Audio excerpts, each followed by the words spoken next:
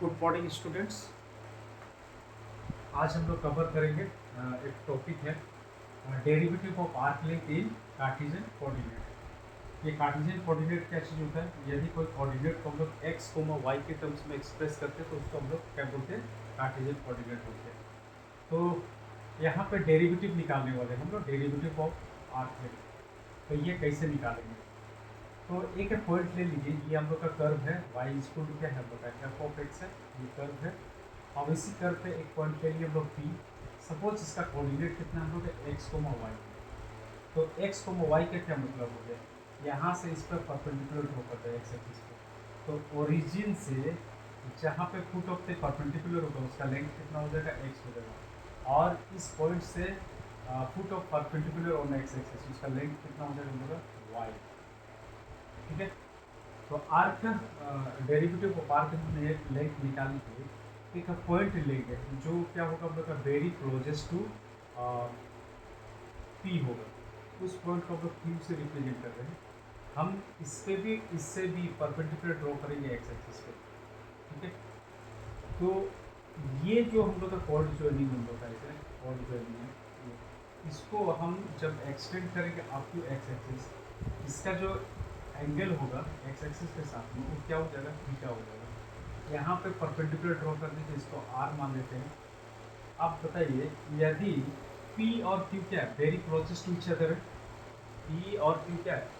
Very closest to each other है। इसका क्या मतलब हो गया? ये जो पॉइंट हो गया हम लोग का, ये जो डिस्टेंस हो गया वो भी क्या होगा? बहुत क्लोजेस्ट टू बहुत क्लोजेस्ट डिस्टेंस होगा। यदि x है यहाँ से यहाँ तक, तो इसका इंक्रीमेंट हम लोग का थोड़ा सा होगा, तो इसको हम लोग डेल्टा एक्स से रिप्रेजेंट करेंगे। तो इसका जो डिस्टेंस होगा वो क्या हो जाएगा? डेल्टा एक्स हो जाएगा। यहाँ से लेके तो y है, तो r से लेके सपोज ये हम m पॉइंट ले लेते हैं, इसको m पॉइंट ले लेते हैं, तो r m का भी डिस्टेंस कितना हो जाएगा? y हो जाएगा।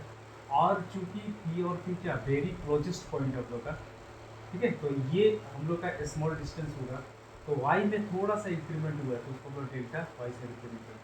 यदि ये थीटा है तो ये भी क्या हो जाएगा? मगर थीटा हो जाएगा। अब ये जो आर्क लेंथ है ना, ये आर्क लेंथ जो दिख रहा है और ये कॉर्ड जोड़ी जो दिख रहा है, तो आर्क लेंथ किसके इक्वल होगा? ये कॉर्ड जोड़ी के इक्वल होगा, क्योंकि वेरी क्लोजेस्ट पॉइंट है हम लोग का।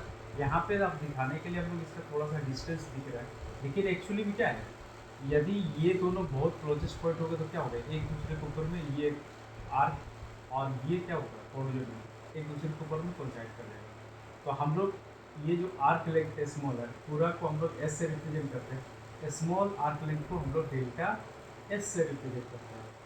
ठीक है। तो अब हम लोग क्या करेंगे? डेरिवेटिव ऑफ आर्क निकालेंगे। तो ये डेरिवेटिव ऑफ आर्क कैसे निकाला जाता है? ध्यान से देखें, इस ट्रायंगल को देखें, triangle in triangle P R Q. इस ट्रायंगल पे देखिए पी आर क्यू में हम लोग को क्या देखने को मिलेगा? ये पाइथागोरस थ्योरम हम लोग अप्लाई कर सकते हैं। ये हो जाएगा हाइपोटेन्यूज, ये हो जाएगा परपेंडिकुलर, ये वाला जो बेस हो जाएगा। यदि इसका लेंथ डेल्टा एस है तो यहाँ पर भी क्या हो जाएगा? डेल्टा एक्स हो जाएगा। ठीक है। तो पाइथागोरस थ्योरम क्या बोलता है?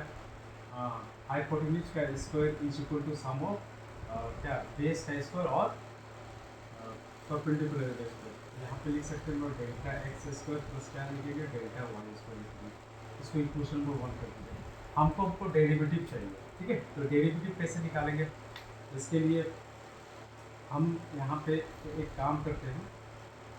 एक कंसेप्ट ये है कि क्यू पॉइंट्स को यदि पी की तरफ लेके जाएंगे, मान लीजिए पॉइंट को यहाँ पे शिफ्ट किया, तो यहाँ से ऐसे ऐसे करके आएगा, फिर यहाँ पे आ जाएगा। तो बताइए यहाँ पे इसका लेंथ कितना है? डेल्टा एक्स है। अब ये पॉइंट यहाँ पे आ जाएगा तो फिर डेल्टा एक्स का कम वैल्यू क्या हो गया? थोड़ा सा कम हो गया। ठीक उसी प्रकार ये हाइट है ना, ये वाई डेल्टा वाई, जब पॉइंट यहाँ पे शिफ्ट होगा तो डेल्टा वाई भी क्या हो गया? थोड़ा सा कम हो गया। उसी प्रकार क्यू पॉइंट को हम लोग जब पी की तरफ लेके जाएंगे तो ये डेल्टा एक्स क्या हो जाएगा? जीरो की तरफ जाएगा। और डेल्टा वाई भी किधर जाएगा? जीरो की तरफ जाएगा, है ना। और ये थीटा है ना, वो भी क्या डेल्टा साई की ओर जाएगा। तो हम लोग इसको लिख लेते हैं पहले, उसके बाद में फिर हम लोग इसका डेरिवेशन करेंगे। तो when Q points tends to P, तो क्या क्या चेंजेस देखने को मिलता है? तो उसको लिख लेते हैं। Delta x tends to zero होगा, comma delta y tends to zero का थीटा टेंड्स टू क्या हो जाएगा साइन होगा। इसका भी ज़रूरत है, हम लोग ये जो साइन और साइन के टर्म्स में, कॉस के टर्म्स में और टेन के टर्म्स में हम निकालेंगे बाद में। अब यहाँ पे देख लीजिए क्यू पी की तरफ जाएंगे तो ये हम लोग को चेंजेस देखने को मिलेंगे। अब इसको यहाँ पे अप्लाई करेंगे तो सबसे पहले हम लोग क्या करते हैं, dividing both sides of one by delta x square से डिवाइड कर रहे हैं। और यहाँ पे देखिए delta x tends to zero भी है, तो यहाँ पे लिखेंगे एंड टेकिंग लिमिट एज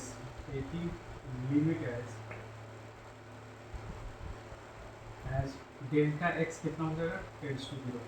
तो देखिए यहाँ पे क्या होने वाला, delta s square divided by delta x square, ठीक है। और लिमिट लेना हम लोग को क्या, delta x tends to zero and that means जब डेल्टा एक्स स्क्वायर को डेल्टा एक्स स्क्वायर से डिवाइड करेंगे तो क्या हो जाएगा स्टूडेंट्स, वन हो जाएगा ना।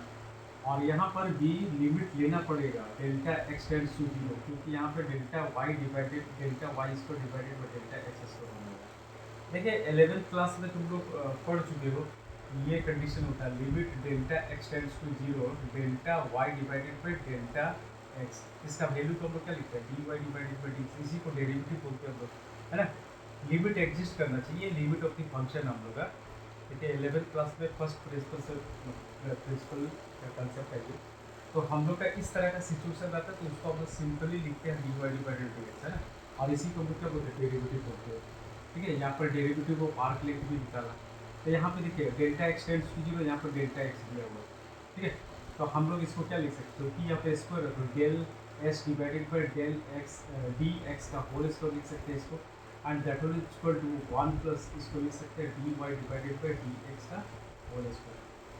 तो हम यहाँ पे डेरिवेटिव को पार्क लेके निकालेंगे विद रेस्पेक्ट टू एक्स, तो यहाँ पे स्क्वायर को हटा दीजिएगा तो डी एक्स हो जाएगा एंड रूट ऊपर क्या हो जाएगा, one plus d y divided by D x का होल स्क्वायर।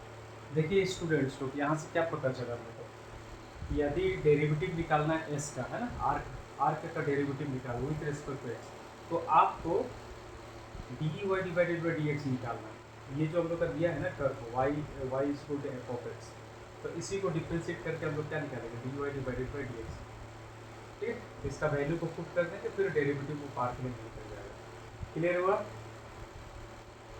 अब हम लोग क्या करेंगे, यही सेम चीज़ को d s divided by D x लिखा हुआ, इसको d s divided by D y, मतलब वाई के रिस्पेक्ट में डेरिवेटिव निकालेंगे आर्क लिमिट का, तो कितना होगा। उसके लिए हम लोग सेम यूज़ करेंगे। देखिए तो इक्वेशन नंबर वन में डेल्टा वाई इसको से क्या कर देंगे, डिवाइड कर देंगे, है ना। और लिमिट भी कैसे ले लेंगे, delta y tends to zero ले लेंगे। तो यहाँ पे लिखिएगा, सेम लिखना है, dividing one by delta y square and taking limit as delta y tends to zero. तो क्या मिलेगा हम लोगों को, delta s square divided by क्या हो जाएगा, डेल्टा वाई स्क्वायर। तो लिमिट कितना लेना है, delta y tends to zero, and यहाँ पे delta y tends to zero हो जाएगा, और यहाँ पे delta x square divided by delta y square and plus delta y square को डेल्टा वाई स्क्वायर से डिवाइड करेंगे तो वन हो जाएगा। कॉन्स्टेंट लिमिट नहीं लिया जाता है बच्चों लोग, तो यहाँ पे हम वन लिख देंगे। अब इसको क्या लिख सकते हैं, देखिए अभी यहाँ पे हम लोग का फर्स्ट प्रिंसिपल से क्या पता चलता है, डेरिवेटिव ऑफ आर मतलब डी एस डिवाइडेड बाई क्या हो जाएगा, डी वाई, दोनों का होल स्क्वायर करेंगे क्योंकि दोनों में होल स्क्वायर है।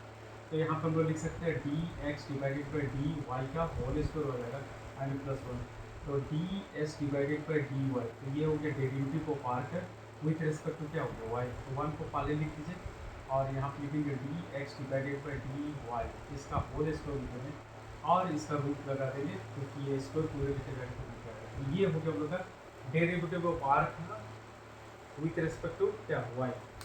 और एक केसेस आ सकता है हम लोग का पैरामीट्रिक फॉर्म वाला, तो पैरामीट्रिक फॉर्म के केसेस में हम लोग को क्या करना पड़ता है, हम सपोज एक्स और वाई को हम एक्सप्रेस किया गया टी के टर्म्स में, तो हम लोग क्या करेंगे, यदि टी के टर्म्स में एक्सप्रेस किया गया है तो हम लोग क्या करेंगे, डेल्टा टी से डिवाइड करेंगे, यहाँ पे स्क्वायर है तो डेल्टा टी स्क्वायर से डिवाइड कर दीजिए। तो हम लोग नेक्स्ट जो स्टेटमेंट लिखेंगे, dividing both side, dividing one both sides है ना, by delta t square, and limit भी लेना पड़ेगा, एंड टेकिंग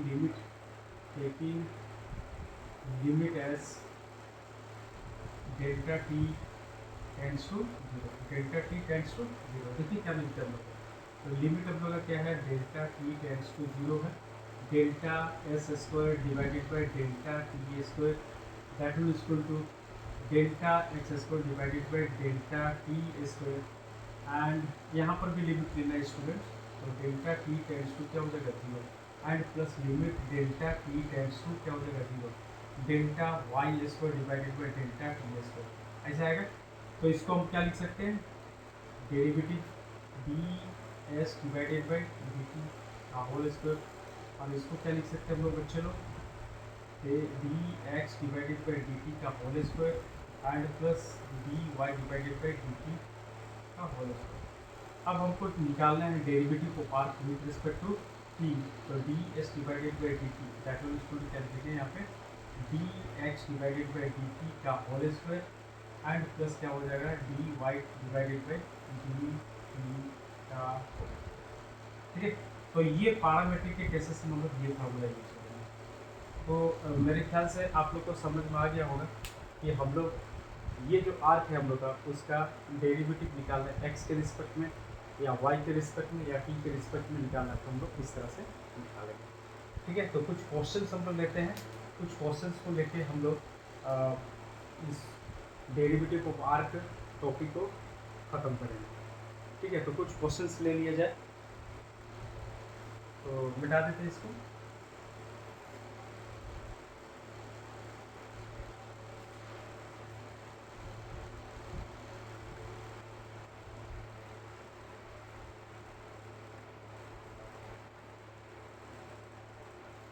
तो इस तरह का कुछ क्वेश्चन हम लोग का है, find D s divided by D x for D curves. Question number 1 दिया है हम लोग का, Y square equal to 4ax, इसका निकालना है। And second one is x to the power 2/3 plus y to the power 2/3 equal to a to the power 2/3। तो हम लोग 1 बाई 1 करते हैं। तो क्वेश्चन नंबर 1 शुरू करते हैं। तो क्वेश्चन नंबर 1 गिवन क्या दिया हुआ, वाई स्क्वायर इक्वल टू कितना दिया हुआ, 4ax दिया हुआ। देखिए स्टूडेंट, हमको क्या निकालना है, d s divided by D x निकालना है। तो अभी हम थोड़ा देर पहले डिराइव करके बताए थे फार्मूला, तो d s divided by D x that will equal to क्या होता है, 1 plus d y divided by D x का होल स्क्वायर होता है। तो ये फार्मूला होता है। ठीक है, d s divided d x निकालने के लिए d y divided by D x निकालें, तो कहाँ से निकालेंगे, यहाँ से निकालेंगे।